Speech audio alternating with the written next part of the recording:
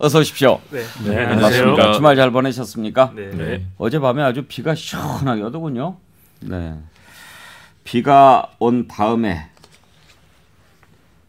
맑은 아침이네요. 루피앤 크롬님 보내주셨는데, 예, 제발 좋은 뉴스 기대합니다. 비 온 후처럼요. 여러분들의 많은 참여 기다리고 있습니다. 유튜브 실시간 댓글 그리고 문자 메시지 샵 2315로 의견 보내주시면 저희가 준비한 소정의 선물 보내드리겠습니다. 소개도 해드리고요. 당첨되시면 시사 1번지 유튜브 오른쪽 아래 더보기란으로 메일 보내주시면 전지현 씨 BHC 치킨 쿠폰 그리고 자연주의 화장품 글래무에서 드리는 선크림 보내드리겠습니다. 또 이제 8월 5일부터 매주 금, 토, 일 진행되는 강릉의 아이스쇼 있는데요. 미디어 아트쇼 보시기를 원하시는 분 여기에 글 남겨주시면 저희가 선착순으로 드리도록 하겠습니다. 많은 참여 바랍니다. 오늘 먼저 국민의힘 체제 전환과 관련해서 최고위원들이 잇따라 사퇴하고 있는데 국민의힘 어떤 일이 벌어지고 있는지 한번 살펴보겠습니다. 지난달 29일 배현진 최고가 사퇴했고 그리고 어제 조수진 최고, 윤영석 최고, 권성동 대표 대행도 사퇴했습니다. 그렇게 되면 지금 남아있는 최고위원이 세 분이죠. 성일종 정책위 의장, 정책위 의장이니까 당연직인데 아직은 사퇴하지 않았는데 사퇴할 것 같다는 전망이 나오고 그리고 이제 정미경 최고위원, 김용태 최고위원 이 두 분은 아직은 사퇴하지 않고 있고 사퇴할 생각이 없다라고 얘기하고 있습니다. 이준석 대표와 가까운 것으로 분류가 되고 있는데요. 두 최고위원의 얘기를 들어보면 김용태 최고위원은 마피아 게임이냐 낮밤이 바뀌면 최고위원이 없어진다 이렇게 강하게 얘기를 했습니다. 정미경 최고위원은 윤핵관이 힘으로 세게 밀어붙이는 것 같은데 이준석 대표가 사퇴하지 않으면 비상대책위원회로 가기 어렵다. 하다 안 되니까 최고위 기능을 상실시키려고 순번을 정해놓고 한 사람씩 사퇴한다. 이렇게 해서는 안 된다라고 하면서 지금 거부하고 있습니다. 이런 상황에서 과연 비대위로 바뀔 수 있는지 앞으로 어떻게 될 것인지 한번 짚어보죠. 신성범 의원, 지금 먼저 권성동 원내대표가 대행을 맡고 있지 않습니까? 대표 대행. 이걸 그만둔 걸 가지고 이런저런 얘기가 나오는데 홍준표 의원 같은 경우에는 원내대표를 유지하면서 대표 대행을 사퇴하는 것은 꼼수다. 왜 꼼수의 새끼를만 찾냐. 원내대표니까 대표 대행이 되는 거 아니냐. 자동 승계가 돼서. 그러면 당 대표가 사퇴해야 비대위를 구성할 수 있는데 직무대행을 사퇴하면 원내대표도 사퇴하는 것이 법리상 맞다. 이렇게 지금 주장합니다. 먼저 홍준표 시장의 의견에 대해서 어떻게 생각하십니까? 저는 논리적으로 홍준표 시장 말이 맞아요. 그러니까 권성동 당 대표 직무대행이 된 이유는 근거는 원내대표였기 때문이에요. 그렇잖아요. 예. 원내대표였기 때문에 됐는데 그러면 당 직무대행을 사퇴하면은 그렇게 자동 승계된 대표 직무대행만 사퇴하고 원내대표는 유지하겠다는 게 말이 안 돼. 예를 들어서 대통령 권한대행이 국무총리이면 대통령 권한대행인데 대통령 권한대행만 사퇴하고 국무총리 지금 가져가겠다. 제가 보면 이 부분은 홍준표 대표 말이 맞다. 예. 의원 말이 저는 맞다고 생각해요. 안 그래도 지금 이단 다시 말해 제가 볼 때는 이렇게 되면 현실적으로 보면은 여당 지도부 국민의힘의 셀프 해산이에요. 셀프 해산. 예. 그러니까 다 내려놓음으로써 지도부가 와해되고 붕괴되는 수순인데 앞으로 남는 문제는 권성동 원내대표가 원내대표직까지 유지할 것인지 말 것인지가 초점이 이동하게 돼요. 저는 당내 공격에 많이 시달리게 될 것 같다라고 봐요. 법률적으로 한번 좀 들여다보죠. 정혁진 변호사 계시니까요. 네네. 지금 국민의힘 당은 96조. 네네. 이거를 어떻게 해석하느냐 하는 건데 당 대표가 고리되거나 네네. 최고의 기능이 상실되는 비상 상황이 발생한 경우 비대위를 둘 수 있도록 규정을 하고 있죠. 네네. 그런데 그 앞에 권성동 원내대표가 대표 대행을 맡을 때 이것은 고리가 아니라 사고다. 네네. 이렇게 정리를 해서 대행이 됐으니까 고리되거나는 이제 해당이 안 되고 네네. 최고의 기능이 상실되는 비상 상황인데 네네. 이 최고의 기능 상실 기준을 전부 다 그만두는 걸로 봐야 되느냐 아니면 뭐 과반을 그만두는 걸로 봐야 되느냐 이걸 가지고 지금 논란이 있는 것 같아요. 일단은 저는 어떻게 해석하냐면요. 그 비대위 구성 요건은 당의 비상 상황이 발생하는 거다.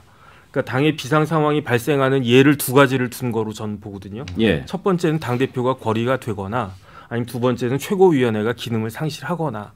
왜냐하면 그 뒤에 어떻게 되어 있냐면요.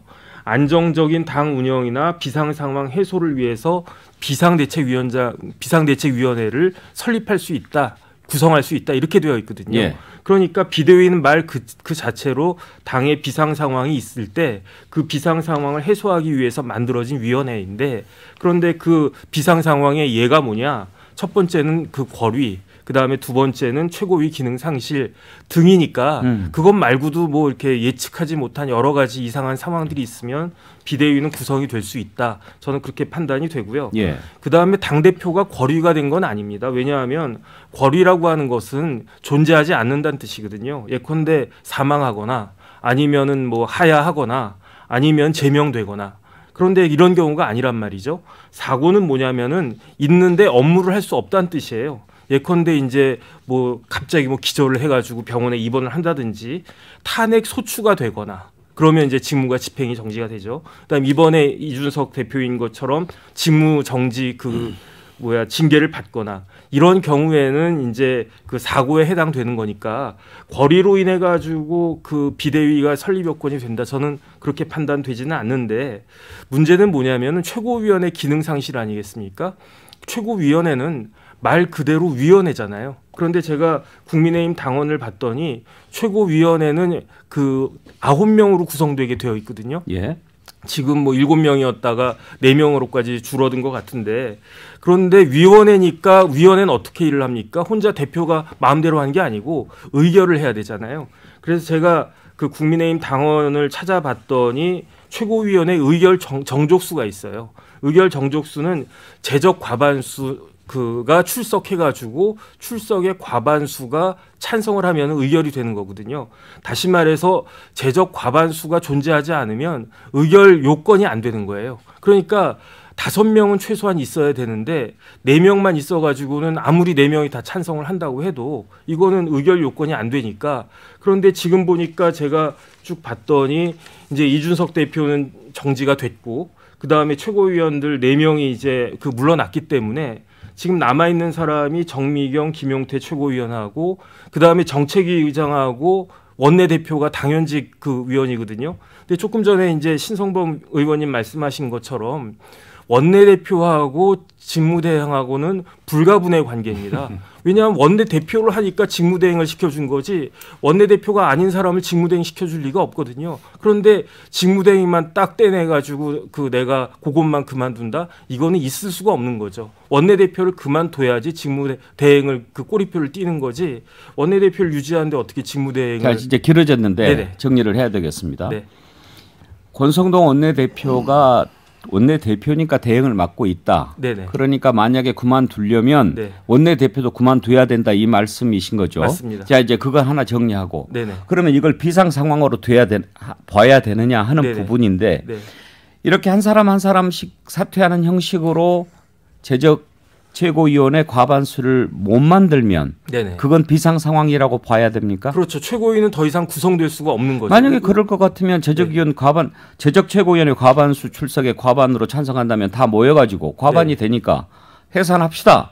이렇게 의결해서 비대위 체제로 가는 것도 방법이었지 않나요? 그게 더 모양이 좋았을 수 있는데 지금은 야금야금 한 명씩 왜 그렇게 했을까요? 그거는 저도 잘 모르겠는데 지금 상황 4명 맥시멈 4명이거든요. 지금 정책위 의장이나 뭐 원내대표나 다 그만둔다라고 하면 딱 2명 남게 되는 건데 뭐 2명을 떠나서 4명만 가지고는 제가 봤을 때 국민의힘 규정상 이게 최고위원회 의결이 가능하지 않기 때문에 그렇다라고 하면 기능 상실이 된 거 아닌가. 그러면 신성범 의원 보시기에 왜 그런 식으로 했을 것 같습니까? 첫째, 그러니까 이게 조직적으로 된 건 아니란 말이에요. 그러니까 눈치가 빠른 최소한에다만 정치적으로 촉이 빨라진 배현진 최고가 먼저 총대를 맺고 그 다음엔 뒤에 하다가 보니까 여러 경로를 통해서 윤석열 대통령 마음이 어디에 있는가를 제가 보기에는 확인하는 과정이 좀 있었을 것 같다. 그리고 아시는 대로 권성동 원내대표의 문자 때문에 전용기 안에서 근데 대통령께서 윤석열 대통령이 이틀 동안 고생했다는 이야기를 했다고 하잖아요. 그 예. 언론 보도되고 나서 보니까 청와대의 반응이 제가 언론에 나온 기사예요. 황당해했다는 보도를 봤어요. 그러니까 예. 그런 기사를 보면서 최고위원들이 윤 대통령 뜻이 권성동 원내대표한테 힘을 바짝 실어주는 게 아닌 모양이다라고 판단한 거죠. 그러니까 따라간 거예요. 예. 그러니까 시간차를 두고 결과적으로 보면 시간차를 두고 눈치의 순서대로 던진 거죠. 배현진 최고가 당선인 대변인을 했잖아요. 그러니까 제가 보기에는 어디서 이야기를 들었거나 뭐 그랬을 가능성이 높죠. 그러면 혹시 배현진 최고는 윤석열 대통령의 의중을 이해하고 빨리 이해했다고. 예. 권성동 원내대표 가지고는 안 된다 이렇게 예. 판단했는데 권성동 원내대표는 착각을 했든지 욕심이 있었든지 그걸 못 알아들었다.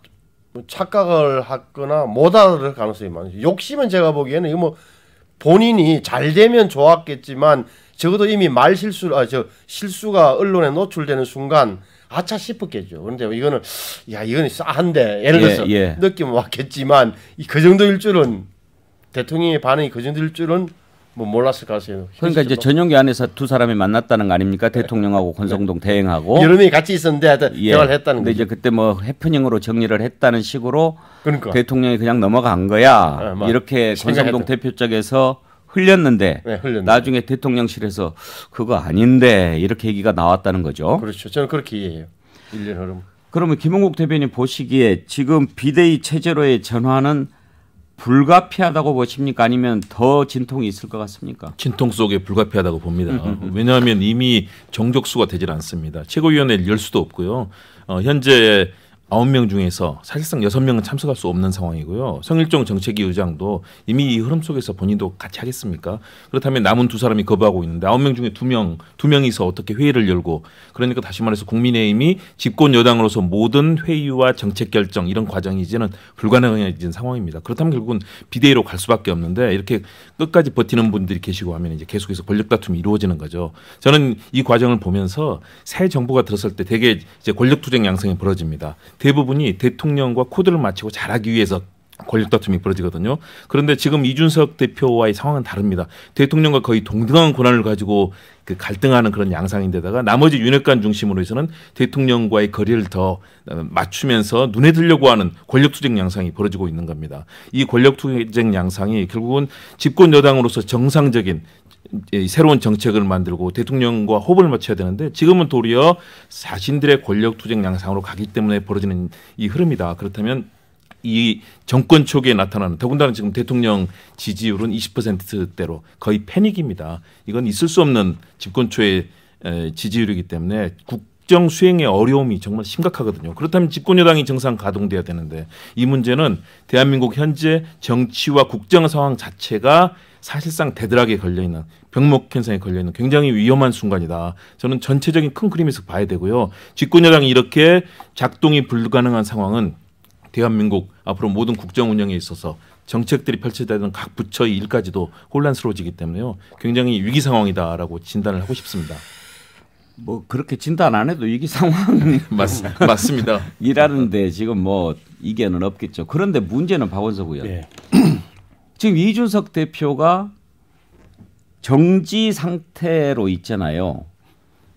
그러면 이런 식으로 만약에 비대위 체제로 가버리면 이준석 대표는 어떻게 되나? 왜냐하면 집단 지도 체제로 해서 이렇게 최고위원 쭉 뽑아서 그중에서 제일 많이 득표를 한 사람이 대표가 되는 그런 상황이 아니었잖아요. 그렇죠. 대표를 따로 뽑았잖아요. 단일 지도 체제죠. 그런데 이렇게 했을 때 대표의 존재는 어떻게 될까요? 그래서 이준석 대표가 법적 대응을 할 수도 있다. 그럴 가능성에 대한 보도들이 나오는데 실제로 법적 대응을 한다 하더라도 그게 법원에서 인용될 가능성은 별로 없을 것 같아요. 이게 정당이라는 건 고도의 자치 영역이기 때문에 정당 내부의 의사결정에 대해서 법원은 그동안에 그걸 존중하는 입장을 취해왔지 법원이 그거를 뒤집는다든가 뭐 그런 결정을 거의 내린 적이 없습니다. 물론 회복할 수 없는 어떤 피해를 입힐 경우에 이준석 대표는 이렇게 되면 이제 복귀가 불가능해지잖아요. 대표직으로 복귀는 불가능해지는 거죠.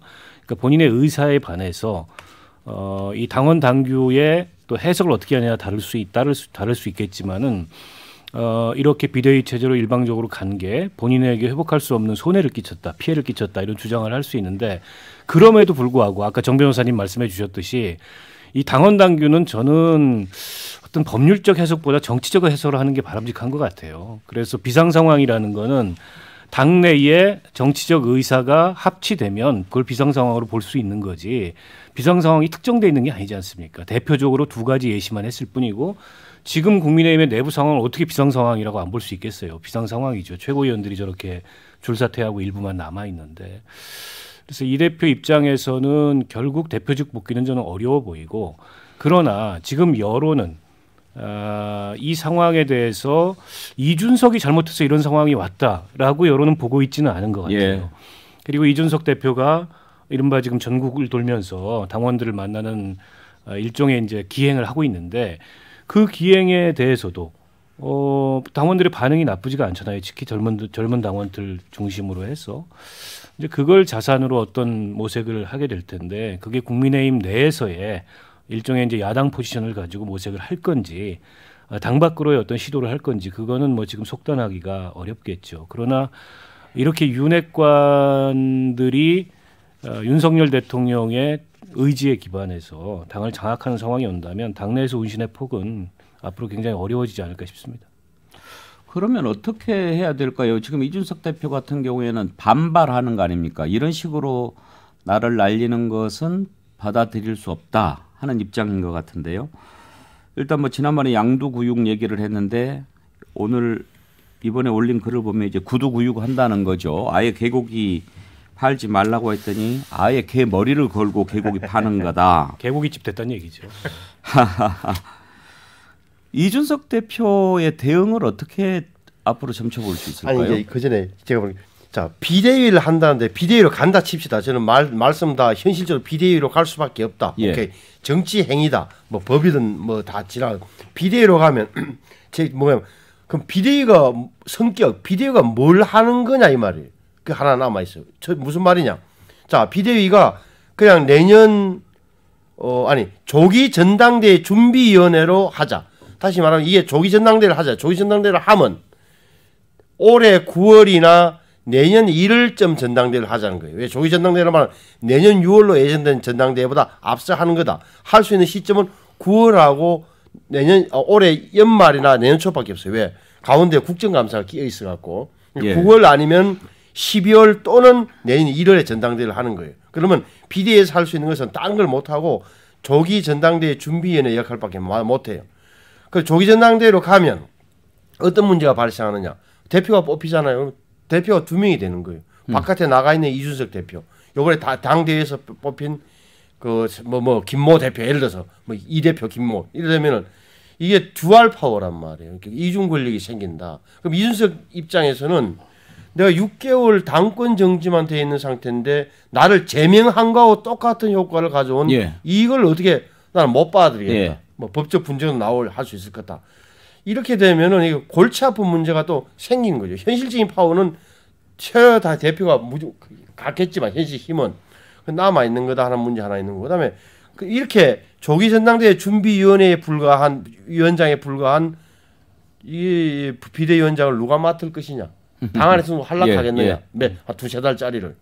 그다음에 또 하나는 당 대표를 조기 전당대회를 하게 되면 아시는 대로 잔여 임기 내년 6월까지 임기만 마실 거게 할 것인가? 당헌대로 아니면 당을 거쳐서 2년짜리 임기를 보장해 주는 제대로 된 당 대표를 인정해 줄 거냐? 2024년 공천권까지 행사하는 이 대목에 대해서 또 하나 걸리게 되는 거예요. 이게. 예. 그래서 참 저는 간단치 않은 문제를 왜 이렇게 크게 벌렸는지 아직도 의문을 갖고 있는. 그와 관련해서 정혁진 변호사한테 법적인 것을 하나 좀 여쭤보고 정말 궁금한 걸 신성범 의원한테 한번 물어볼게요. 먼저 네네. 직무정지 처분 6개월 내려졌을 때 이준석 대표가 법적으로 혹시 정지 처분 취소 가처분 신청 같은 것을 내지 않을까 그런 예상을 했잖아요. 네네. 근데 지금 안 하고 쭉 갔는데 혹시 법적으로 가처분 신청을 내려면 그 일이 있은 지 얼마 이내에 해야 된다 뭐 이런 규정은 없나요? 있습니다. 그래가지고 그 기간이 이미 지나가 버렸기 지나버렸죠? 때문에 그래서 이제 더 이상 가처분을 할 수가 없고요. 예.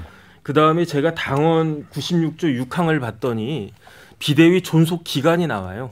그 비대위는 언제까지 존속되냐면 비상 상황이 종료된 후 소집된 전당대회에서 새로운 당대표가 선출될 때까지. 그러니까 비대위가 성립이 됐다라고 하는 것은 새로운 당대표가 선출된다고 하는 것을 전제로 하는 거기 때문에 그렇기 때문에 이제 신 의원님 말씀하신 것처럼 그렇게 듀얼 파워가 생길 것 같지는 않은데 근데 뭐가 문제냐면요. 왜 그럴 수밖에 없는 게 그 96조 3항에 보면은 그 비대위원장을 누가 임명하도록 되어 있느냐? 당대표가 임명하도록 되어 있거든요. 그러니까 당대표가 임명을 해가지고 비대위원장이 설립이 됐는데 다시 새로 설립된 당대표가 말고 나도 당대표다 이렇게 말을 할 수는 없단 말이죠.